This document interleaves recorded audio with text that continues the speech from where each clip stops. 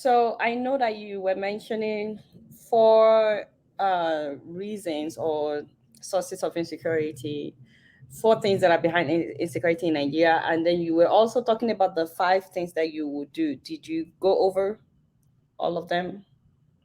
Did Yes, you? I believe so. If there's anyone that is missing, Okay. you can let me know. But basically, what so once you do that, then you deal with the area of morale. The major thing, Warren, I've talked to many troops. The commander in chief of recent hasn't been commanding them and hasn't been dealing with them. And it is not for nothing that you find commanders in chief in other countries come and talk to the troops, relate with them, enter the situation. There's a nice situation room in the State House, Villa in Abuja. Fantastic situation room. But I don't think that soldiers get calls from there to see that the commander in chief is following the operation. So those are all the things you can do in terms of morale. And of course, in terms of the police itself, you see, we believe that we can have security by having Nigerian police as a joke and having the army interfere in things which the police SWAT team is supposed to do. And for it came from the military time, I think they didn't want a very strong police force. But now we're in civilian time, we should be able to equip the police force very well. But what we must do in addition, which I suspect is one of the reasons why they're not doing it, is that you cannot sit at the top and be creaming off all the money meant for the police without taking care of the police barracks, without having police staff school where the policemen can put their children, without having police clinics where they can actually take their family and themselves to for treatment. You cannot have a situation where a policeman has to borrow money to buy a uniform. You have to deal with that, and you have to make sure that they can actually have rations supplied to them. That's why you see them on the highway begging you for money and praying for you. I have received more prayers from policemen than all the bishops I've ever met in my life. So why? Because they need to stand there. If they can't harass you, they start to pray and do clown and do whatever to get something. If you don't deal with that, then we're not going to be able to deal with insecurity because ad hoc dealing with security is not what we need. We have killed the criminal investigation department because many of the laboratories that they need to have, there is a general unwillingness for the government that is there now and the one before it to actually spend money in the areas where they are required. Once they appropriate money, they just put it in the pocket.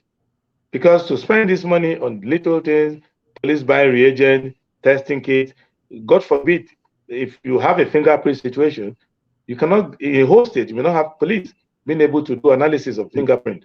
And all the data that we are collecting from BVN, from NIN, and from National ID card, from all sorts of things, there are no laboratories doing analysis. You can commit the worst crime on or using your phone. You can a kidnapper even still uses his phone to collect and confirm the bank alert and all of those things. So if you look at intercept investment, look at all those things. I think those are the things that I will bring into it, and you will see that they will have more security when crime is very costly. I can tell you some personal experiences, but I don't want to put my life into the discussion. But one of the things I can tell you is that there was a time I had a kidnap situation on my farm. I had expatriates from overseas working on my farm, and they got kidnapped. And I can tell you, there's only one policeman that performed according to how he should perform.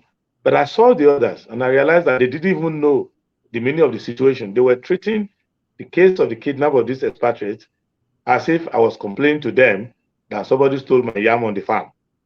So beyond writing statement and try to collect money to write statement, they had nothing to do. I had to take extraordinary steps to be able to do interception, to trace these people, to locate them. I had to go to the police to say, look at the picture of the people who kidnapped my employees. I've got the picture. See, this is where they were. So these are basic things that a regular police station should be able to do, but they were not able to do it. I had to help them do it, and then they even had difficulty understanding it. It was only Abba Kyari, who is now has fallen into terrible times, that appeared to understand a bit of what I was saying at that time. So basically, what I'm saying is that these things that Nigerians are depressed about, they are not serious problems for a serious government. But one of the analysis that I give, and to let you know that these solutions I have are not just solutions, theoretical solutions. You know why government cannot do most of these things? Is that they can't do even easy things that you can do by yourself. The government is not able to keep the street clean. They can't get the traffic warden to be at the junction to pass traffic. They cannot keep a school open. There's nothing complicated in keeping universities open, for example. You just have to pay the teachers and leave them alone. But they can't do it. So you can't post a letter to anybody in Nigeria. So it's not complicated to post letters. You just have to have a postman who takes these letters and they sort them out, and then they put them in a delivery vehicle or bicycle or whatever, and they trace the addresses and deliver the letters. But they couldn't do it. And there's no country in the world that I've been to that cannot do it. People write letters in Afghanistan and they get delivered in Tora Bora. So why is it that you cannot deliver letters in Nigeria? So from these basic things, that you get a letter from a ministry written to you, signed by the minister, and you check the letter headed paper, and you take the telephone number written on top of it, and you try to call it, it's the wrong number. So with that basic thing, you go to a ministry and the symbol falls off, and nobody remembers to put the letter there. So I've been to the village, I've seen in the state house, I've seen lights not coming on. So things like that. So what I'm raising all of these issues is not for the tragicomedy of it, it's to let you know that a government that has so disorganized itself that it cannot do simple things that housewives do successfully every day. How then are you surprised that they cannot do things that require 6, 7 steps to be repeated 7 times a day, 364 times a year? That is why I come to the conclusion that you may have incumbents occupying various offices, but they are not performing their governmental function. Therefore, these jobs, these tasks are not hard to do. Any reasonable person who has a good understanding of them can go there and perform these functions, and you'll be all right. Thank you so much, so much for all these explanations. Really, really appreciate it.